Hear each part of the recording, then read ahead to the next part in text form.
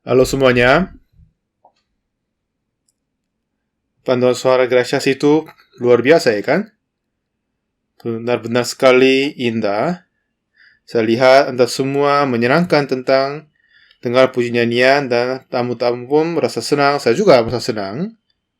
Hari ini kita baca firman Tuhan di Ibrani 10, Perjanjian Baru, Ibrani 10 mulai ayat 1 sampai 22 kita baca.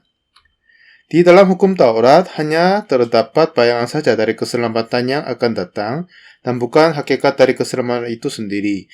Karena itu, dengan korban yang sama, yang setiap tahun terus-menerus mempersembahkan hukum Taurat, tidak mungkin menyempurnakan mereka yang datang mengambil bagian di dalamnya. Sebab jika hal itu mungkin, pasti orang tidak mempersembahkan korban lagi, sebab mereka yang melakukan ibadah itu tidak sadar lagi akan dosa setelah disucikan sekali untuk selama-lamanya. Tetapi justru oleh korban-korban itu setiap tahun orang diperingatkan akan adanya dosa. Sebab tidak mungkin darah lembu jantan atau darah domba jantan menghapuskan dosa. Karena itu ketika ia masuk ke dunia, ia berkata, korban dan persembahan tidak engkau kehendaki, tetapi engkau telah menyediakan tubuh bagiku. Kepada korban bakaran dan korban penghapus dosa engkau tidak berkenan. Lalu aku berkata, sungguh aku datang. Dalam gulungan kitab ada tertulis tentang aku untuk melakukan kehendakmu, ya Allahku. Di atas ia berkata, korban dan persembahan, korban bakaran dan korban penghapus dosa tidak engkau kehendaki dan engkau tidak berkenan kepadanya.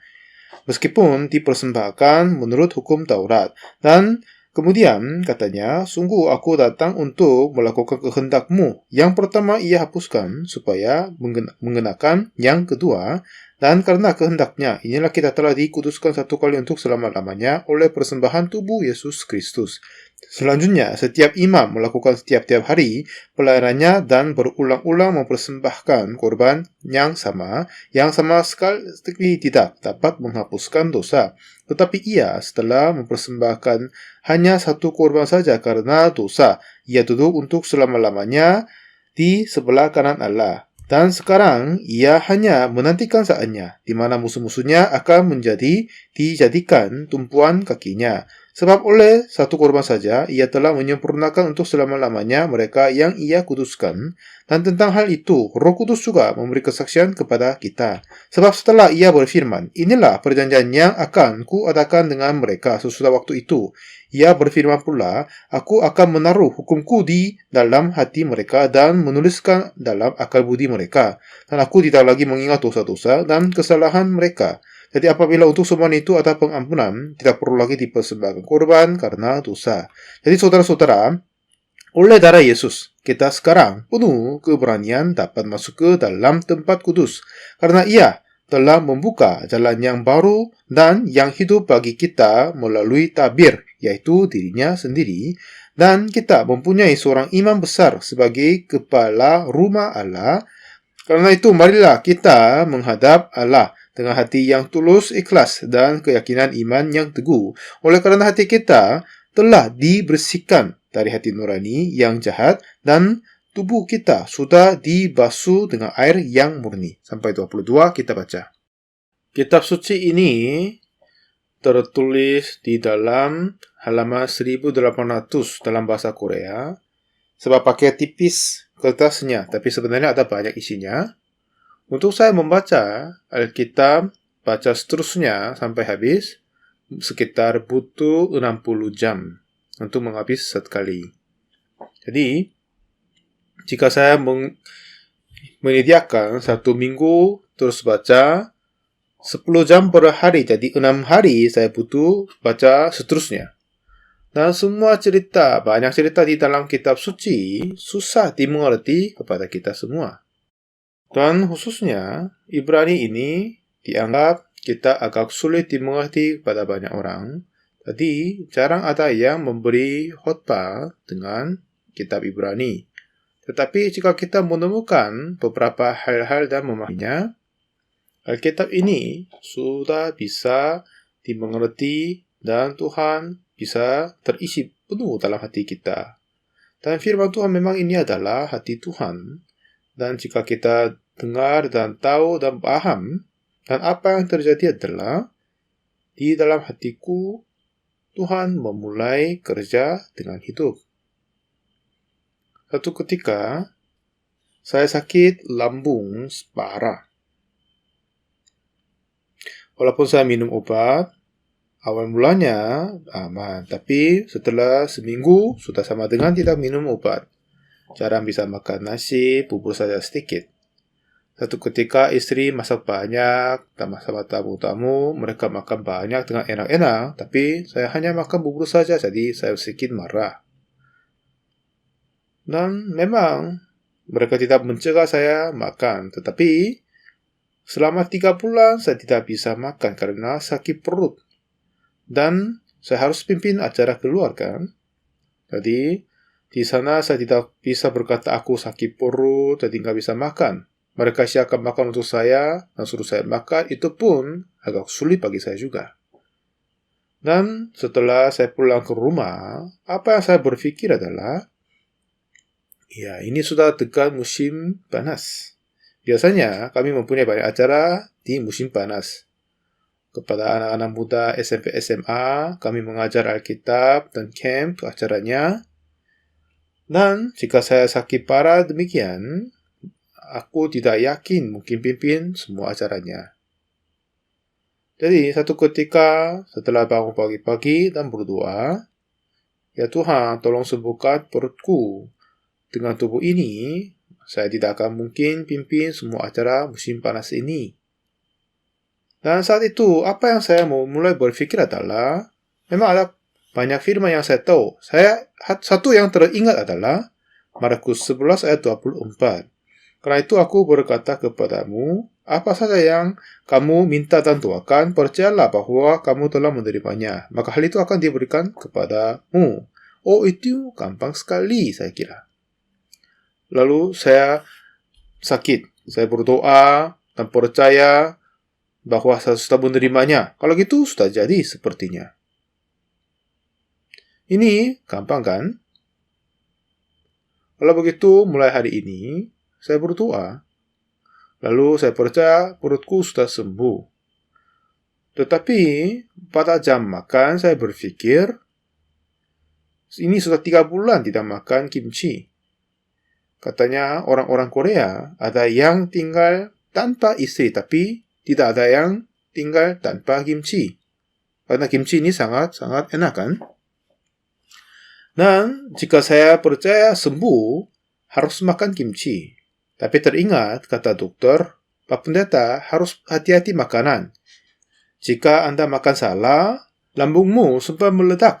Kalau begitu, dalam 24 jam akan mati. Seperti dokter mau saya mati, katanya. Jadi saya berdoa, ya Tuhan tolong sembuhkan perutku, lambungku. Lalu tiba-tiba saya ingat firman-Nya, ini gampang. Oh ya, saya sudah sembuh. Saya berdoa untuk sembuh, tinggal saya percaya saja. Tapi ada yang masalah, bahwa jika saya percaya sudah sembuh, harus makan kimchi, benar enggak? Harus makan kan? Jika saya makan kimchi yang perut sakit ini, kemungkinan akan mati. Awalnya saya kira ini akan mudah, tapi bagaimana saya harus terimanya? Terus menerus saya berpikir tentang hal-hal itu, saya sendiri melucui kepada diri sendiri. Kamu seorang pendeta, tetapi apa gunanya kamu tidak bisa percaya firman Tuhan? Alkitab berkata, jika kamu berdoa dan percaya sembuh, harus makan kimchi. Tetapi kiranya jika saya makan kimchi akan mati saya. Jadi pada hari itu, saya banyak kali membaca Alkitab dan berpikir terus, dan kitab suci bilang apa? Percayalah bahwa kamu telah menerimanya, maka hal itu akan diberikan kepadamu. Maksudnya, jika kamu percaya dan makan kimchi, pasti sembuh. Dan baru pertama kali, saya kira aku sudah sembuh. Pada hari itu banyak tamu datang. Istri saya siapkan banyak makanan, yang goreng, tumis, dan di ujungnya siapkan bubur kecil sama saya, untuk saya. Waktu itu, saya singkirkan semua dan membawa semangkuk nasi besar, lalu bawa kimchi dan memulai masukkan kimchi sama kimchi robak, Lalu istri saya antar makanan, dia kaget. Ada apa ya? Kamu terjadi? Jangan khawatir, aku sudah sembuh, saya bilang. Saya berkata kepadanya, istri saya lihat, karena ada tamunya dia pergi aja. Jadi mulai saat itu saya makan, dan memang tamu nggak tahu apakah saya sakit nggak. Waktu saya masih muda, saya butuh 2 menit untuk habiskan sekali makan. Untuk membaca Alkitab, saya menghematkan semua jamnya. Saya mengeluarkan jam tidur dan belajar bagaimana mengulangi ketiduran. Dan untuk makan pun harus makan cepat-cepat. Dan waktu saya membuang ke belakang pun selalu ingat kitab. Dan sekarang saya percaya bahwa aku sudah sembuh dan makan kimchi dan yang lain seterusnya. Setelah saya turunkan sendok, saya mulai sakit. Aduh, aku sakit. Begitu saya nggak bisa tahan, lari ke belakang. Maaf berkata ini, tapi ya coba pahaminya ya. Saya buang semuanya di belakang. Dan dari hatiku berkata, apakah kamu punya iman makan kimchi di perut itu? Ya, kamu akan meledak perut lambungmu, akan mungkin mati. Atau pada pikiran begini. Oh tidak, kitab suci berkata, jika kita percaya akan terjadi sesuai dengan iman, aku percaya aku sudah sembuh. Ya, jika kamu sembuh, kamu tidak boleh sakit, tapi kamu sakit. Apa itu sembuh? Apa itu sembuh? Begitu di dalam hatiku 2 suara saling tabrak. Ini satunya Tuhan, satunya iblis. Oh ya, ini sudah sembuh. Jika sembuh, kamu tidak boleh sakit, tapi kamu sakit. Buang. Apa itu sembuh? Apakah ini bukan sembuh? Oh ya benar, saya berpikir bahwa pada saat Tuhan Yesus ada di bumi ini, saat dia mengobati orang, dia datang rumah Yairus. Anak dari Yairus telah mati. Tetapi Yesus berkata, anak ini tidak mati, tapi tidur. Semuanya tertawa. Karena kita sudah bagikan apa yang tidur, apa yang mati. Yang tidur masih hangat orangnya dan bernapas. Ini benar-benar orang yang mati, tapi Yesus bilang ini tidur.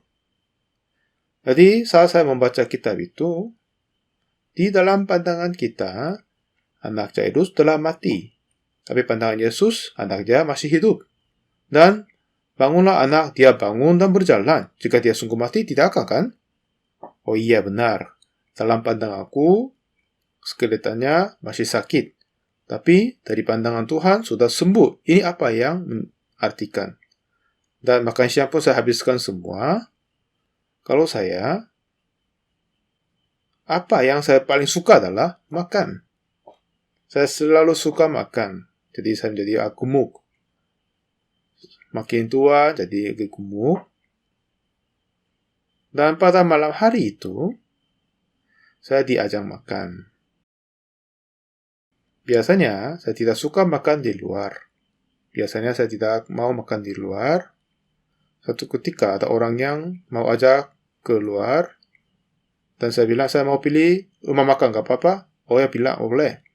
Jadi saya suruh dia datang gereja duluan. Lalu di lantai bawah 3 gereja kami ada dapur kami. Dan saya siapkan makan untuk dia. Begitu saya tidak suka makan di luar. Tapi hari itu dia ajak makan di luar. Tidak akan menolak. Jadi datang di Hotel Hyatt. Pada mula masuk, saya berpikir aku sakit jadi makan bubur aja. Tapi tiba-tiba, oh enggak, saya sudah sembuh. Begitu pada hari itu, saya makan banyak sekali. Baru sebelum meledak, begitulah. Banyak sekali saya makan. Dan begitu puas, saya menyetir mobil ke rumah. Dan saya masuk tidur. Dan besok hari saya bangun. Saya terasa dalam 24 jam saya sembuh total. Ya, sebenarnya jika saya memulai percaya dengan firman Tuhan dengan jelas, Tuhan tidak sama sekali pernah menolak janjinya, firman-Nya. Semuanya jadi sesuai dengan firman-Nya. Satu ketika saya dapat telepon, katanya, Pak Pendeta, Saudara Kim Chung-han dirawat rumah sakit di kota Jeonju. Ini sudah 6 bulan, katanya kena kanker. Pak Pendeta, dokter bilang tidak akan selamat dalam 2-3 hari. Oh iya? Dan kemudian, esok hari adalah hari Minggu. Dan saya dijadwalkan pimpin acara di Gwangju. Dalam perjalanan, akan mampir rumah sakit yang ada di kota Jeonju, dan saya mau ke sana. Lalu, bersama dengan anakku sama istri, kami bertiga berangkat. Dan saya bilang, mari kita berangkat 1 jam duluan. Lalu, kami kunjungi saudara Kim Chung-han. Dan akhirnya kami datang di ruangannya. Nah, saudara ini, apakah dia sudah mati atau tidak? Tidak, ada bergerak. Dan di belakang tempat tidurnya, istrinya menurunkan kepala dan menaikkan dan melihat saya. Memang suaminya masih hidup, tapi dalam hatinya sudah mati. Dan ibunya terus-menerus menangis di samping tempat tidurnya. Memang sedih, anaknya akan mati kan?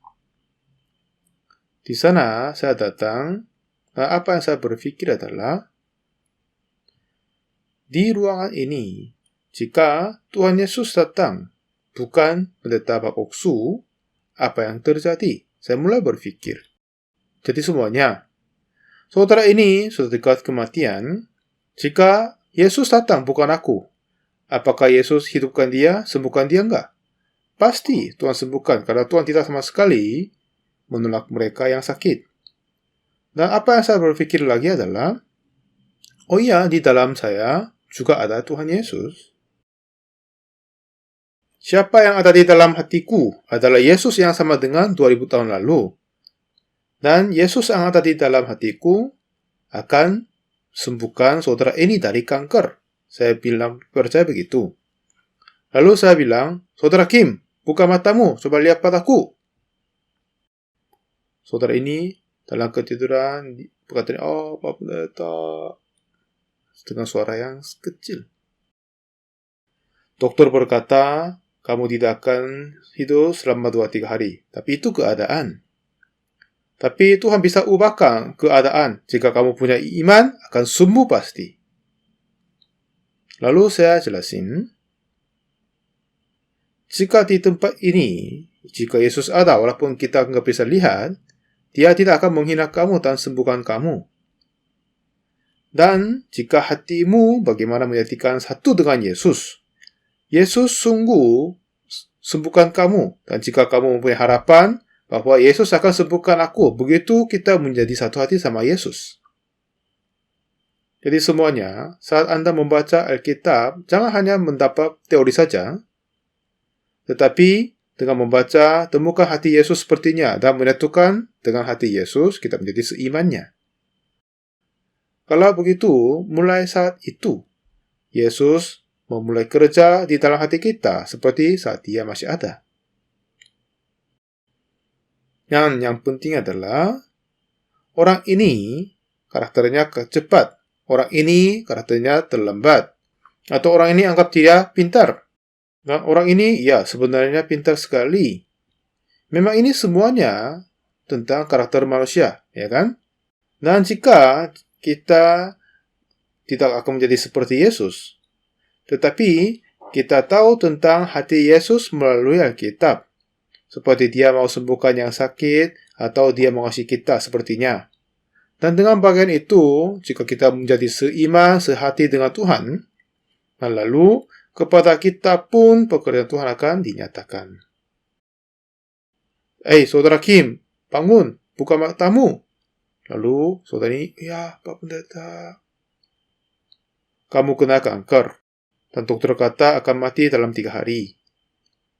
Tapi itu keadaan saja. Tempat ini, jika Yesus ada, dan jika kamu percaya Yesus, penyakit ini bukan apa-apa. Sungguh benar Tuhan Yesus mampu menyembuhkan saudara ini, ya kan? Bisa sembuhkan Yesus kan? Benar nggak? Dan kemudian dia mau sembuhkan saudara. Karena Tuhan tidak menolak yang sakit. Lalu Tuhan Yesus mempunyai hati untuk menyembuhkan orang ini dan mengisi kepadanya? Oh iya, Tuhan Yesus, yang selalu menyembuhkan yang sakit. Dan dia akan sembuhkan aku juga. Jika saudara ini punya hati begitu, hati saudara menjadi satu dengan Yesus. Amin. Kalau begitu, Yesus mulai kerja di dalamnya. Jadi penyakit itu bukan apa-apa. Selama 30 menitan saya jelasin ini. Dan walaupun tidak kelihatan Tuhan Yesus ada di sini, Yesus mau sembuhkan Anda. Dan percaya begitu. Apa kau percaya? Oh iya, Pak Pendeta, katanya. Oke, cepat sembuh ya. Iya, Pak Pendeta. Dan saya letak tangan dan berdoa. Ya Tuhan, tolong bantu dia cepat sembuh. Dan Tuhan memberi kekuatan dan memberi anugerah. Begitu, saya pulang, Pak, cepat sembuh, dan saya pulang. Setelah saya pulang ke rumah, seminggu kemudian, saya dapat telepon. Halo, Pak Pendeta, ini saudara Kim Chung Han. Oh, suaranya sudah cukup kuat. Oh, jadinya gimana? Ya Pak Pendeta, kemarin saya periksa, tidak ada kanker lagi di dalam badanku. Aku keluar rumah sakit. Saya merasa sukacita. Dan kemudian, seminggu kemudian, dia datang di gereja kami, dan dalam jam ibadah, dia memberi kesaksian. Lalu dia main bola dan menghabiskan waktu yang indah. Jadi semuanya, masalah yang paling besar di antara kita sama Tuhan, bukan kita berzina, membunuh, berbohong, membenci, itu pun menjadi masalah. Tetapi, jika kita punya beda pikiran sama Tuhan adalah masalah yang paling besar. Jadi semuanya, dalam pembacaan Alkitab, kita harus menemukan hati Tuhan. Dan jika kita menjadi satu hati dengan Tuhan, kita menjadi satu sama Tuhan. Dari mana?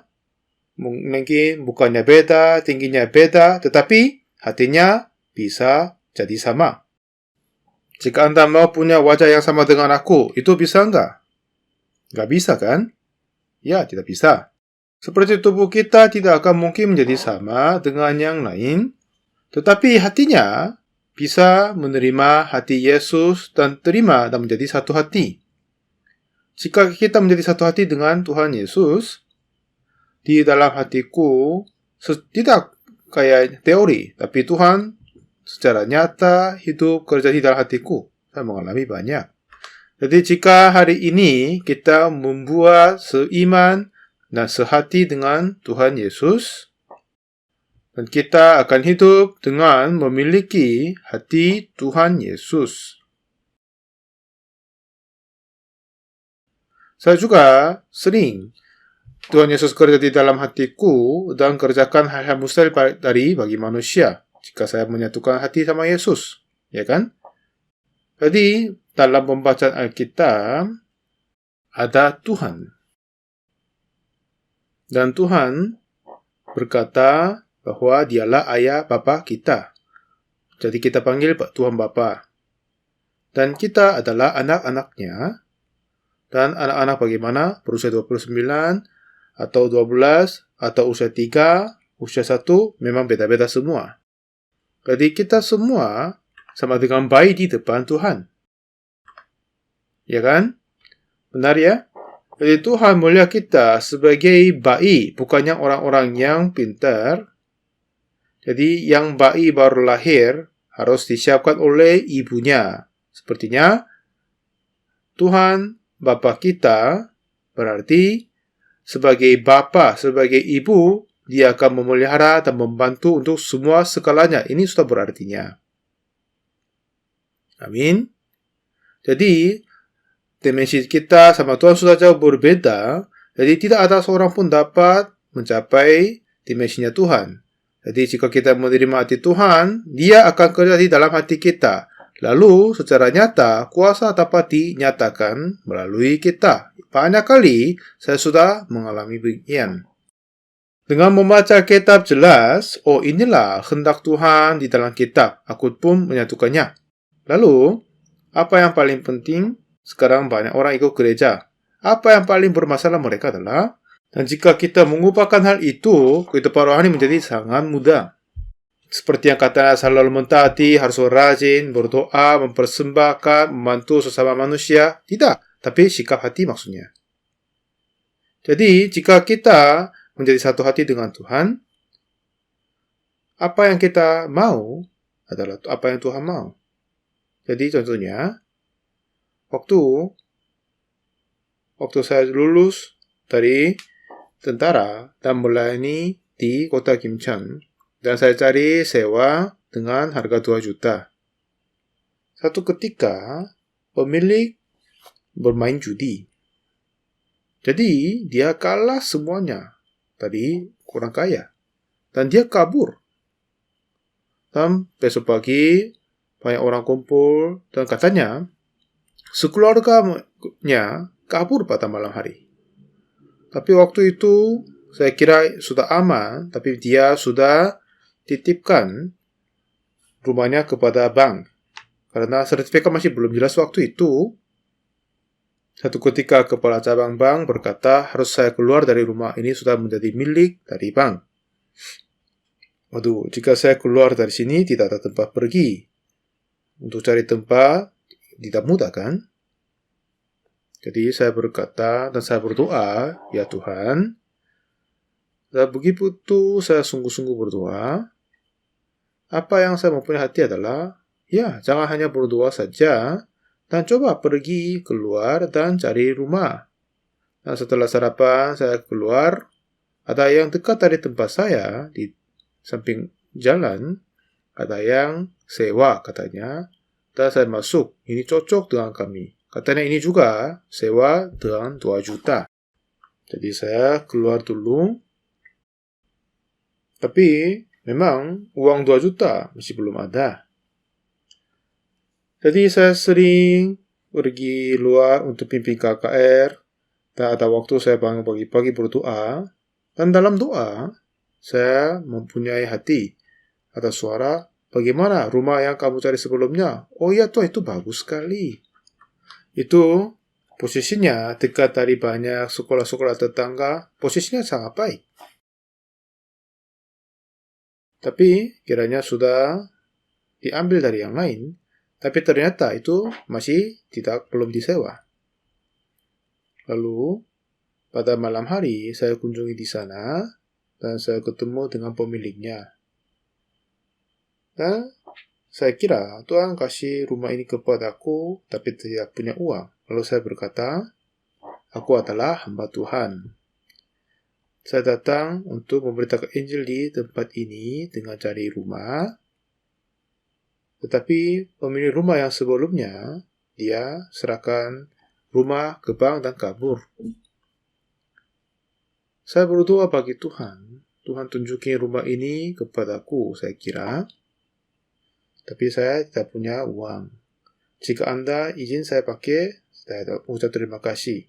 Ini sepertinya suara yang gila kan? Benar enggak? Sepertinya gila. Tetapi, saya punya hati Tuhan akan kasih rumah ini kepadaku. Lalu pemilik menutup mata dan untuk sementara dia diam saja. Lalu dia berkata, baik, saya seorang penatua dari gereja Jijua dari pusat kota. Tuhan telah memberi bangunan di samping jalan yang baik kepadaku. Dan hamba Tuhan mau pakai. Bagaimana saya menolaknya? Ya, silakan pakai. Saya tidak bisa percaya hal itu. Dan kemudian, tentang obrol sama beliau, dan lalu pemilik berkata, tetapi jika Anda masuk dengan tangan kosong, agak sayang kan? Bagaimanapun, berapapun Anda bisa siap, dia tanya. Tapi tanpa sadar saya bilang, ya 800.000. Waktu itu 800.000 adalah uang yang besar. Kalau gitu, ya udah cukup 800, silakan datang, katanya. Dengan begitu berjanji dan keluar.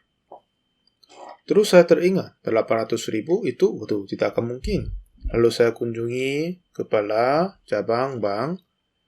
Bapak, saya minta maaf. Tapi sudah jelas ruangan rumahnya dan hari Sabtu kami akan pindah. Silakan ambilnya.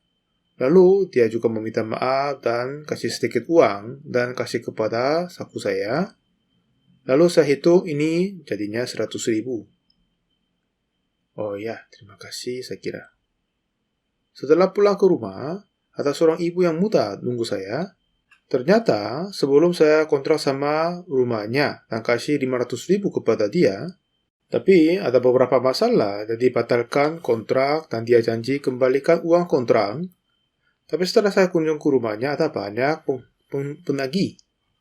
Jadi katanya aku tidak punya apa-apa, ambil lemari, ambil sepatu. Saya kira, aduh, tidak akan mungkin saya terima uang ini. Jadi saya lupakan itu. Dan sudah lama saya lupakan hal itu. Tiba-tiba ibu ini membawa uang sebesar 400.000 dari 500.000. Yang sisanya dia kasih sebentar lagi. Begitulah dia membawa uang 400.000. Jadinya saya kumpul 500.000. Saya terima kasih bagi Tuhan. Dan ada teman saya, tiba-tiba ia datang, saya dengar kamu ada kesulitan. Tapi sekarang saya baru mulai bisnis, masih belum ada uang banyak. Hanya saya mempunyai 200.000 yang sisanya, pakai ini dulu. Dan jika Anda sudah cukup baik, nanti ganti. Jika tidak, ya udah nggak apa-apa. Ya, sudah mempunyai teman yang terbaik kan? Begitu jadinya berapa? Ya, sudah jadi 700.000. Sisanya 100.000.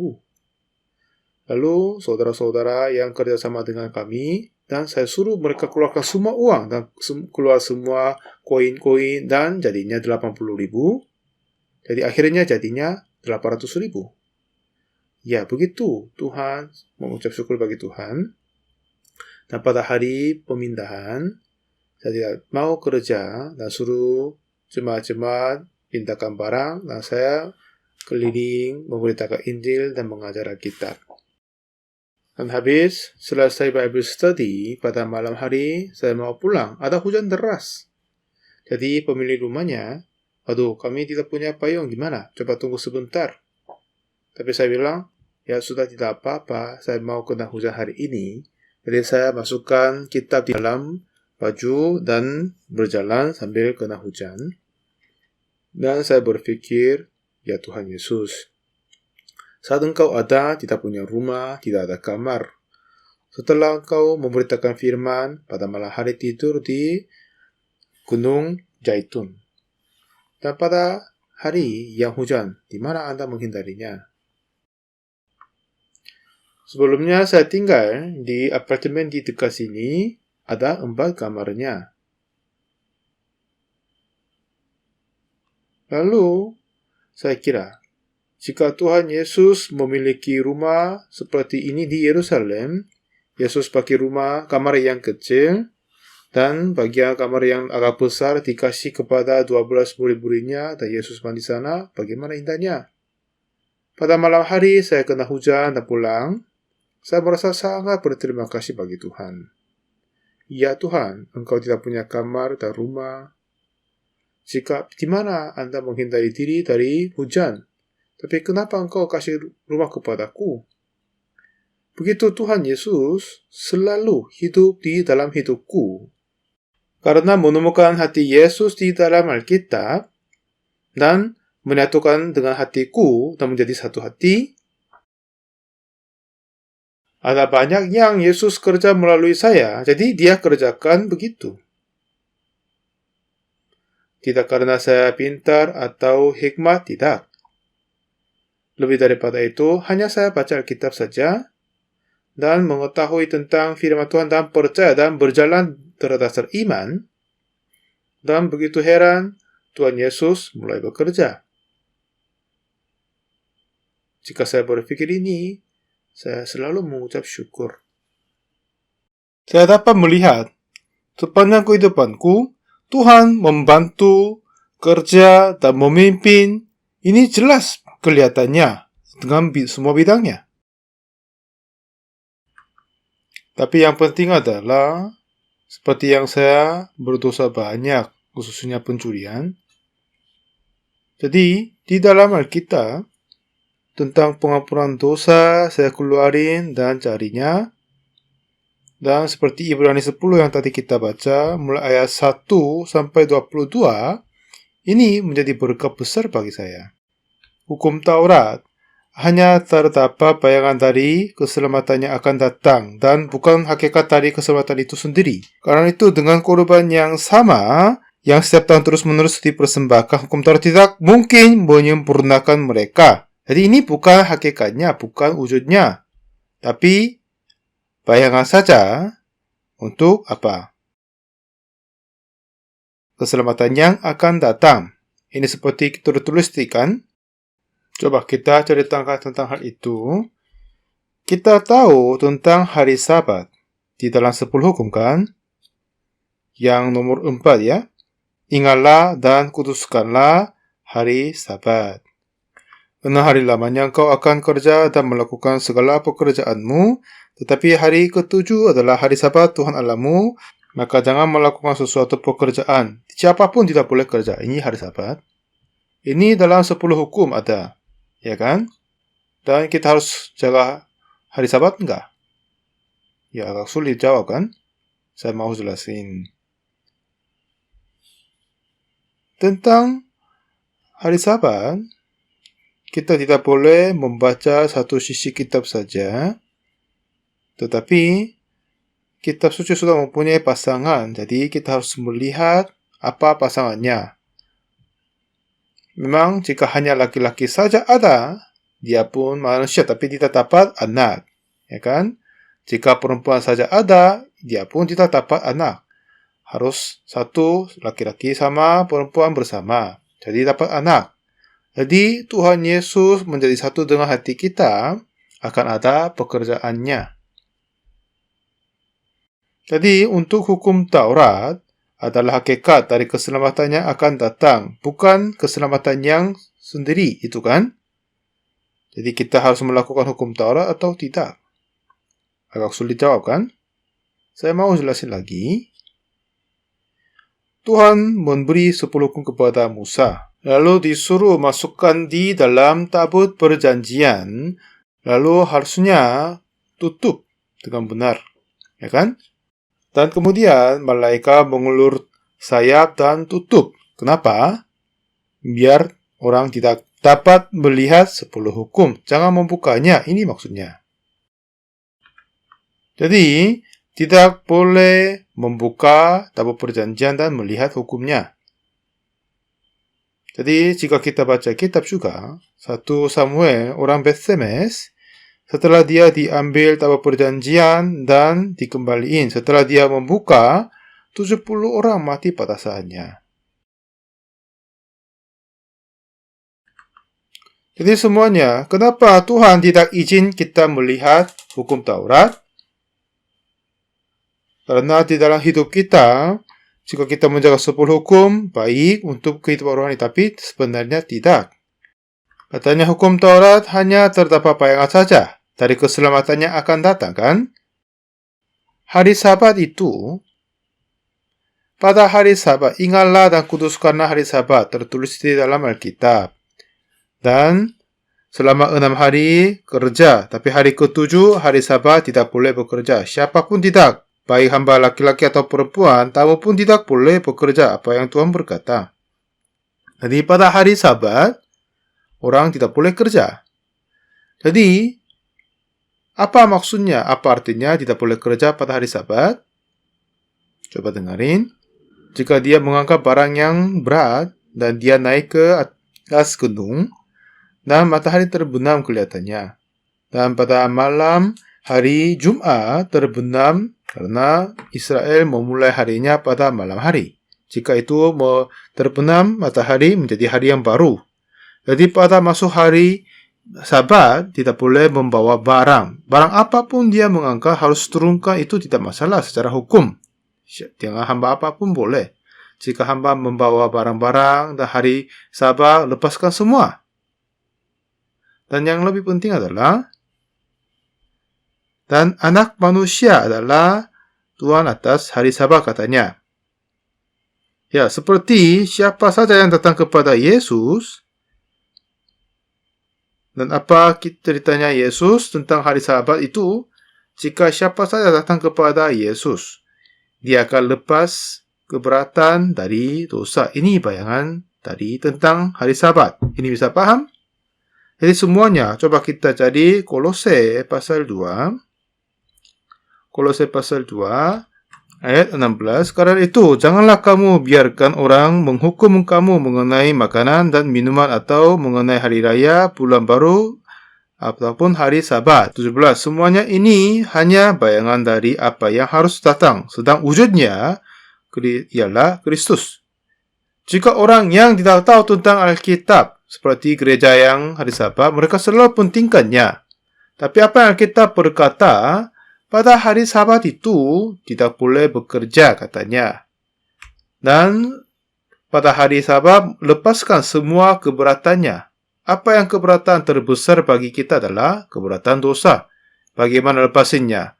Pada saat kita bertemu dengan wujudnya yaitu hari Sabat, Yesus, kita akan bebas. Itulah apa maksudnya hari Sabat. Dan semuanya adalah bayangan saja apa yang harus datang, sedang wujudnya Kristus.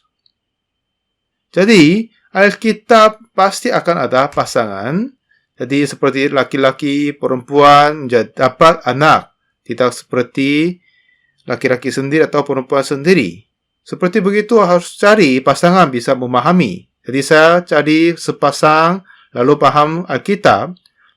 Jika kita hanya tahu satu sisi saja, tidak akan sesuainya. Dan ini hanya bayangan dari apa yang harus datang. Apa itu? Sedang wujudnya Kristus. Maksudnya, pada hari Sabat, mereka semua lepas semua keberatan. Seperti begitu, jika kita berjumpa dengan Tuhan Yesus sebagai Tuhan atas hari Sabat, kita akan lepas semua keberatan dosa. Inilah apa maksudnya hari Sabat. Janganlah orang membiarkan menghukum kamu tentang makanan minuman, hari raya, ataupun hari Sabat. Ini adalah bayangan, tapi wujudnya Kristus Yesus.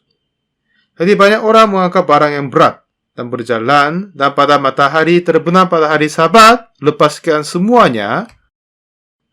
Jika kita berjumpa Tuhan Yesus, Tuhan atas hari Sabat, kita pun lepas semua keberatan karena dosa. Ini mau jelasin tentang hari Sabat. Ini bisa paham kan? Dan siapa yang tidak tahu hal ini, jadi mereka fokus untuk menjaga hari Sabat dan baku melakukan hukum Taurat saja. Tapi apa yang seharusnya mengetahui adalah, ini penjelasan tentang hari Sabat. Barang siapapun membawa barang, tapi pada hari Sabat, lepaskannya. Siapa yang Tuhan atas hari Sabat adalah Yesus. Jika kita berjumpa dengan Yesus, semua keberatan karena dosa akan dilepasin dan kita akan masuk ke dalam istilah sesungguhnya. Ini apa maksud sesungguhnya tentang hari Sabat. Jadi jika kita tidak melihat ini, dan hanya membaca 10 hukum dan terasa harus menjaga. Tapi Kolose 2, karena itu janganlah kamu membiarkan orang menghukum kamu mengenai makanan dan minuman, atau mengenai hari raya, bulan baru ataupun hari Sabat. Semuanya ini hanya bayangan dari apa yang akan datang. Tapi wujudnya Kristus Yesus. Jadi jika kita datang kepada Yesus, lepas semua keberatan dosa. Ini apa yang Tuhan menjelaskan. Paham kan? Tapi, walaupun kita berusaha menjaga hari Sabat itu tidak berarti. Karena wujudnya Yesus. Jadi Ibrani 10 katanya, hukum Taurat hanya terdapat bayangan saja dari keselamatan yang akan datang dan bukan hakikat dari keselamatan itu sendiri. Jadi orang yang tidak tahu tentang Alkitab, mereka hanya melihat 10 hukum dan kiranya berusaha menjaganya. Tetapi, yang sisi yang lain tidak tahu apa-apa. Hanya mereka terikat dengan 10 hukum, lalu tidak bisa menerima anugerah dari Tuhan. 10 hukum selalu membuat kita orang-orang berdosa saja. Jadinya semuanya. Yeremia 31 ayat 31 berkata, coba kita cari, Yeremia 31 ayat 31 berkata, sesungguhnya akan datang waktunya, demikianlah firman Tuhan, aku akan mengadakan perjanjian baru dengan kaum Israel dan kaum Yehuda. Ya, perjanjian pertama adalah 10 hukum. Jika kita menjaga, diberkati. Kalau tidak, dihukum. Tetapi 32 berkata, bukan seperti perjanjian yang telah ku adakan dengan nenek moyang mereka pada waktu aku memegang tangan mereka untuk membawa mereka keluar dari tanah Mesir. Perjanjianku itu telah mereka ingkari. Itulah 10 hukum. Dan itu beda maksudnya. Kenapa? Karena meskipun aku menjadi Tuhan yang berkuasa atas mereka. Demikian firman Tuhan. Jadi mereka menjaga 10 hukum, tidak ada yang menjaga semuanya. Ya kan? Jadi tidak berarti mereka tidak menerima pengampunan dosa. Amin. Jadi Tuhan memberi perjanjian baru. Ini janji Tuhan. Coba kita ulangi. Ia akan mengadakan perjanjian baru. Kapan mengadakannya? Suatu ketika perempuan tangkap dari perzinahan. Ahli Taurat, Farisi datangkan kepada Yesus. Dan dia berkata, perempuan ini tertangkap dalam bahasa. Musa dalam hukum Taurat melempar batu demikian. Apa pendapatmu tentang hal ini? Berkatanya. Musa dalam hukum Taurat. Dengan itu tidak akan selamatkan perempuan itu. Jadi, dengan hukum Musa, tidak ada orang yang dapat dihidupkan karena semuanya melanggarkan. Benar enggak? Semua manusia telah melanggarkan. Tapi kiranya jika mereka berusaha akan diberkati, ditipu diri. Jika mereka melanggar ke satu pun, sudah cukup dihukum. Tidak ada yang melakukan semuanya. Jadi, Tuhan tidak akan menghadapi kita melalui hukum Taurat. Karena kalau begitu, kita semua dikutuk. Jadi, Tuhan mengatakan perjanjian baru. Sesungguhnya aku akan datang waktunya. Aku akan mengatakan perjanjian baru. 32. Bukan seperti perjanjian yang kuadakan dengan nenek moyang mereka pada waktu aku memegang tangan mereka untuk membawa mereka keluar dari tanah Mesir. Inilah perjanjian yang lama, 10 hukum. Jika menjaga diberkati, tapi tidak ada yang seorang pun menjaga, jadi mereka selalu dikutuk. Jadi dia mau memberikan perjanjian baru untuk menyelamatkan kita. 33, tetapi beginilah perjanjian yang aku adakan dengan kaum Israel sesuatu waktu itu. Demikian firman Tuhan. Aku akan menaruh hukumku dalam hati mereka dan menuliskan di dalam hati mereka. 34. Dan berkata, demikianlah firman Tuhan, sebab aku akan mengampuni kesalahan mereka dan tidak lagi mengingat dosa mereka. Inilah perjanjian baru. Amin. Amin. Jadi semuanya, perempuan tangkap dari perzinahan dan datangkan kepada Yesus. Perempuan tangkap dari perzinahan. Dalam hukum Musa melempar batu kepadanya. Apa pendapatmu? Jadi perempuan ini tidak akan bisa diselamatkan oleh hukum Taurat. Jadi dia butuh perjanjian baru. Sebab ini Yesus menulis dengan jarinya di tanah. Menulis 2 kali. Menulis dulu, berdiri. Barang siapa di antara kamu tidak berdosa, hendaklah ia melempar. Lalu bengkok, menulis lagi. Inilah perjanjian baru. Jadi perempuan perzinahan itu, jika menghukum dia dengan hukum Taurat, akan dilempar batu, mati. Tapi menghakimi dia dengan perjanjian baru, katanya aku tidak akan menghukum engkau. Amin. Jadi semuanya melalui hukum Taurat, kita tidak akan mungkin dibenarkan, semuanya dikutuk dan dibinasakan. Bagaimanapun kita berusaha setelah melanggarkan tidak berarti. Jadi perjanjian baru ini adalah aku akan mengampuni kesalahan mereka dan bilang apa? Dan tidak lagi mengingat dosa mereka. Ini kata siapa? Demikianlah firman Tuhan. Amin. Dengan hukum ini, Tuhan menghakimi perempuan tangkap perzinahan. Jadi katanya, aku pun tidak menghukum engkau, kata Yesus. Dengan hukum Musa, perempuan ini seharusnya mati. Tetapi kepada kita juga, sama dengan perempuan tangkap perzinahan.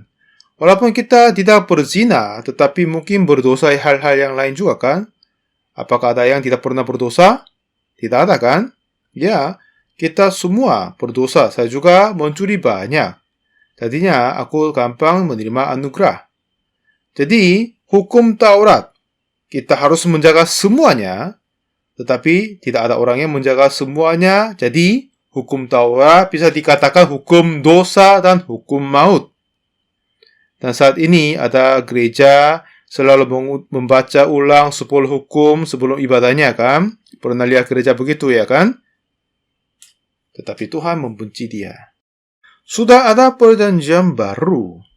Jika kita membawa 10 hukum, kita semuanya orang-orang berdosa. Pasti. Tapi perjanjian baru, aku akan mengampuni kesalahan mereka dan tidak lagi mengingat dosa mereka. Inilah mengatakan perjanjian baru. Jika menghakimi melalui perjanjian baru, kita semua diselamatkan. Amin. Jadi semuanya, jangan megahkan diri karena berbuat baik sesuai dengan hukum Taurat. Tidak ada seorang pun menjaga semuanya dengan sempurna. Musa pun tidak. Ya kan? Semuanya melanggarkan. Tidak ada orang yang menjaga hukum Taurat dengan sempurna. Tuhan sudah tahu hal itu dan sudah siapkan perjanjian baru. Itu adalah aku akan mengampuni kesalahan mereka dan tidak lagi mengingat dosa mereka. Perjanjiannya pertama, jika dia melakukan baik, dia akan memegahkan diri. Tapi perjanjian yang baru, yang kedua, dia tahu dia sadar orang-orang berdosa, dia menyenangkan perjanjian yang baru. Orang akan dihukum karena hukum Taurat, tetapi banyak orang masih kurang tahu, mereka masih belajar tentang 10 hukum. Di perjanjian lama, Tuhan suruh orang menaruh hukum di dalam tabut perjanjian dan jangan dibuka. Tapi orang SMS membuka 50.000, 70 orang mati sebab membacanya. Tuhan tidak suka kita menghadapi hukum Taurat, karena dengan ini kita hanya cukup mengenal dosa saja dan tuntun ke Yesus Kristus dan menerima pengampunan dosa. Itulah penting. Ini bisa paham kan? Jadi semuanya, coba kita balik ke Ibrani pasal 10. Ayat 1 berkata, di dalam hukum Taurat, hanya terdapat bayang saja dari keselamatannya akan datang dan bukan hakikat dari keselamatan itu sendiri. Karena itu, jadi menyembelih kambing, domba dan mempersembahkan korban, itulah hukum Taurat. Dan dengan begitu, bisa mengampuni dosanya, tetapi dengan itu, bisa mengampuni untuk pada saatnya, tapi tidak sampai sempurna untuk selamanya. Ini maksudnya, bisa paham? Ayat 2, sebab jika hal itu mungkin, pasti orang tidak mempersembahkan korban lagi. Ya, jadi satu kali cukup untuk menerima pengampunan, tidak perlu lagi mempersembahkan lagi. Tetapi tidak akan berhenti terus-menerus mempersembahkan di perjanjian lama kan, karena berdosa lagi. Sebab darah kambing, domba, lembu tidak akan mungkin menghapuskan dosa kita. Tapi ini adalah bayangan saja yang akan datang. Artinya Tuhan Yesus akan datang, mati atas kayu salib dan mengampuni dosa kita. Ini bayangan tentangnya.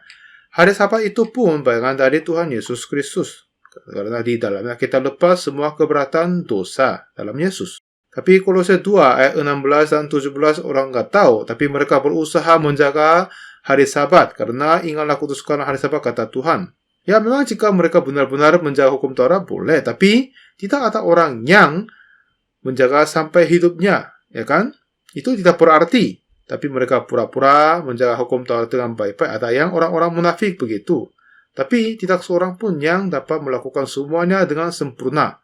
Karena hukum Taurat membuat kita orang berdosa, mengenal dosa kepada kita, biar kita dituntun sampai Kristus dan diampuni dosa oleh darah Yesus. Cukup kita menerima pengampunan dosa dengan darah kambing, domba atau lembu. Apa gunanya? Apa perlunya Yesus mati atas kayu salib kan? Tapi Tuhan telah membatalkan hukum Taurat yang sebelumnya. Lalu Tuhan nanti bilang apa di Ibrani pasal 10? 5 berkata, karena itu ketika ia masuk ke dunia, ia berkata, korban dan persembahan tidak engkau kehendaki, tetapi engkau telah menyediakan tubuh bagiku. Jadi menyembelih kambing, domba sesuai dengan hukum Taurat, itu adalah bayangan yang akan datang, yaitu Yesus Kristus. Dengan kematian kambing, domba, dosa diampuni, sepertinya dari Yesus asal sekali saling mengampuni dosa kita. Itulah bayangan darinya, bukan wujudnya. Hari Sabat juga bayangan, wujudnya Kristus. Di depannya kita bebas dari keberatannya. Bukan kita, maksud kita menjaganya. Jika hanya kita membaca satu sisi akan paham begitu. Tapi harus kita membaca sepasang di dalam kitab. Tuhan berkata kita menjaga. Tapi jika jaga diberkati. Tapi tidak ada orang yang menjaganya. Jadi hukum Taurat sendiri membawa kutuk kepada kita. Jadi ini bisa dikatakan hukum dosa dan hukum maut. Jadi dengan melakukan hukum Taurat, kita tidak akan mungkin menjadi orang benar. Tapi dibenarkan oleh darah Yesus. Jadi dengan persembahan korban kambing domba itu dihentikan, tapi Yesus telah datang. Amin. Terus ayat 5, karena itu ketika ia masuk ke dunia, ia berkata, korban dan persembahan tidak engkau kehendaki, tetapi engkau telah menyediakan tubuh bagiku. Ya kan? Jadi persembahan kambing domba Tuhan tidak mau lagi, karena itu hanya sementara saja. Lalu Tuhan siapkan tubuh Yesus Kristus. Amin. Ayat 6, kepada korban bakaran dan korban penghapus dosa engkau tidak berkenan, karena ini melalui hukum Taurat. Ayat 7, lalu aku berkata, sungguh aku datang, dalam gulungan kitab ada tertulis tentang aku. Jadi, di perjanjian lama, Tuhan telah bersaksi tentang Yesus akan datang. Sesuai dengannya, Yesus telah datang untuk menggenakan kehendak Allah. 8, dan persembahan, korban bakaran, korban penghapus dosa, engkau tidak kehendaki, karena ini menurut hukum Taurat, tidak akan mungkin. 9, dan demikian katanya, sungguh aku datang untuk melakukan kehendakmu. Yang pertama ia hapuskan, persembahan korban kambing domba batalkan, tapi kasih cara untuk persembahan tubuh Yesus. Ayat 10, dan karena kehendaknya, inilah kita telah dikuduskan satu kali untuk selama-lamanya oleh persembahan tubuh Yesus Kristus. Jadi kita dikuduskan oleh persembahan tubuh Yesus Kristus. Jadi Yesus mengampuni semua dosa kita untuk selamanya. Kambing domba mengampuni satu dosa saja. 11, selanjutnya setiap imam melakukan tiap-tiap hari pelayanannya yang berulang-ulang mempersembahkan. Karena persembahan itu hanya mengampuni satu dosa saja, tidak selamanya. Ayat 12, tetapi ia telah mempersembahkan hanya satu korban saja, dan ia duduk selama-lamanya di sebelah kanan Allah. 14, sebab oleh satu korban saja ia telah menyempurnakan untuk selama-lamanya mereka yang ia kuduskan. Amin. Jadi, dengan satu korban, yaitu tubuh Yesus Kristus menjadi sebagai korban, dan kita dikuduskan. Jadi semuanya menjaga hari Sabat atau persembahan kambing domba, ini semuanya bayangan dari Yesus Kristus. Jika Yesus datang, kita lepas dari dosa. Kita lepas keberatan dosa. Seperti hari Sabat, lepas semua keberatan barangnya. Ini maksudnya Tuhan Yesus dan bayangannya. Jadi, orang anggap diri diberkati karena menjaga hukum Taurat. Karena mereka nggak tahu tentang Alkitab. Itulah bayangan Yesus. Jika Yesus datang, kita lepas semua keberatan. Ini apa maksudnya? Jadi, jika Yesus datang, mati atas kayu salib, dan kematiannya, semua dosa kita telah dihapuskan. Ini apa yang kita harus percaya, yaitu kita terima hidup yang kekal. Karena ini semuanya bayangan. Contoh, sebelum Yesus mati, memberi contoh persembahan korban kambing domba. Untuk apa? Mati atas kayu salib dan mengampuni dosa kita. Dan pada hari Sabat, Tuhan atas hari Sabat adalah Yesus. Dan pada saat kita datang kepada Yesus, kita lepas semua dosa karena Yesus mati dosa untuk kita. Ini semua penjelasan dari Yesus. Tahu tentang hukum Taurat saja, jika kita melakukan, kelihatannya diberkati, tapi tidak ada yang menjaga semuanya. Jadinya, hukum Taurat bisa dikatakan hukum dosa dan hukum maut. 8 ayat 1, demikianlah sekarang tidak ada penghukuman bagi mereka yang ada di dalam Kristus Yesus. Roh yang memberi hidup telah memerdekakan kamu dalam Kristus dari hukum dosa dan hukum maut. Jadi hukum Taurat adalah dikatakan hukum dosa dan hukum maut. Karena bukan kita orang berdosa dan menghukum. Tapi perjanjian baru dari Yesus Kristus adalah Yesus sendiri mati atas kayu salib dan menghapuskan dosa kita. Jadi kita lepas keberatan dosa. Jadinya kita menerima hidup yang kekal. Jadi apa yang kita harus tahu, bagaimanapun kita berusaha, tidak akan mungkin masuk kerajaan surga dengan dirinya. Tetapi persembahan korban Yesus Kristus atas kayu salib menghapuskan dosa kita. Jika kita percaya itu, kita akan mewarisi kerajaan surga. Jadi, 10 hukum kita tidak perlu tahu, tapi apa yang satu kita tahu adalah darah Yesus di atas kayu salib, dosa kita telah dihapuskan. Jadi, kita orang berdosa atau orang benar?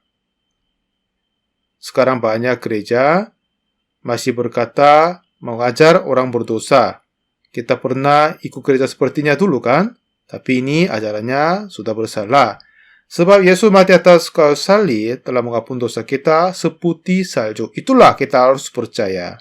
Pengampunan dosa yang kita terima tidak karena kita melakukan hukum Taurat.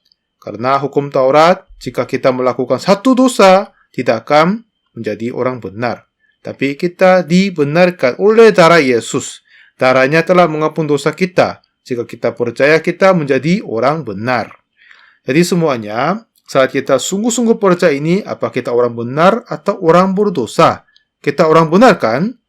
Ibrani 10 yang tadi kita baca, Ibrani 10 ayat 15, 14 kita baca. Sebab oleh satu korban saja, ia telah menyempurnakan untuk selama-lamanya mereka yang ia kuduskan. 15, dan tentang hal itu, Roh Kudus juga memberi kesaksian kepada kita. 16, sebelumnya kita ingat dan menjaga hukum Taurat, tetapi Tuhan telah menaruh hukumnya di dalam hati kita. Sebelumnya menulis di dalam loh batu, tapi setelah kita menerima pengampunan dosa, Tuhan menulis perjanjian baru di dalam hati kita, yaitu 17, aku tidak lagi mengingat dosa-dosa dan kesalahan mereka. Begitu kita sudah menerima, orang yang sudah menerima pengampunan dosa. Ayat 15. Dan tentang hal itu, Roh Kudus juga memberi kesaksian. 16. Sebab setelah ia berfirman, inilah perjanjian yang akan kuadakan dengan mereka sesudah waktu itu. Aku akan menaruh hukumku di dalam hati mereka dan menuliskan dalam akal budi mereka. Aku tidak lagi mengingat dosa-dosa dan kesalahan mereka. Kita syukurkan karena Yesus telah mengampuni semua dosa kita. Tuhan tidak akan mengingat semua dosa kita. Ayat 18. Jadi apabila untuk semuanya itu ada pengampunan, tidak perlu lagi dipersembahkan korban karena dosa. Kita tidak usah melakukan apa-apa lagi untuk dosa. 19. Jadi saudara-saudara, oleh darah Yesus, kita sekarang penuh keberanian dapat masuk ke dalam tempat kudus. Syarat masuk ke kerajaan surga hanya darah Yesus. Darah Yesus telah mengampuni semua dosa kita. Hanya oleh darah Yesus, semua dosa kita ditebuskan. Ini kita harus percaya dan berani kita masuk kerajaan surga. Mari kita berdoa.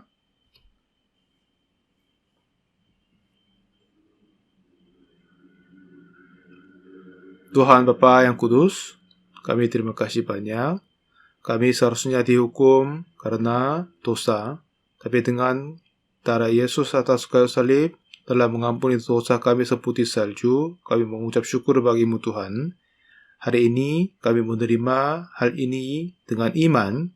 Yesus mati atas kayu salib dan menumpah darah telah mengampuni dosa kami. Tidak perlu lagi kami mengampuni dosa lagi karena tinggal kita percaya. Semua hamba-hamba Tuhan dan semua jemaat yang hadir, Tuhan tolong mengerjakan di dalamnya, biar mereka bisa percaya, biar mereka tidak lagi terikat dalam dosa, dan penuh dengan sukacita dan melayani-Mu Tuhan, dan tolong bantu biar kami bisa memberitakan Injil seluruh dunia. Seminar kali ini, kami mengucap syukur bagi-Mu Tuhan. Tuhan, kami percaya Engkau akan memberkati kami semua dan membimbing kami sampai selesai. Dalam nama Tuhan Yesus kami berdoa. Amin. Baik, terima kasih banyak semuanya. Sesi berikutnya kita berjumpa lagi. Terima kasih banyak. Sampai berjumpa.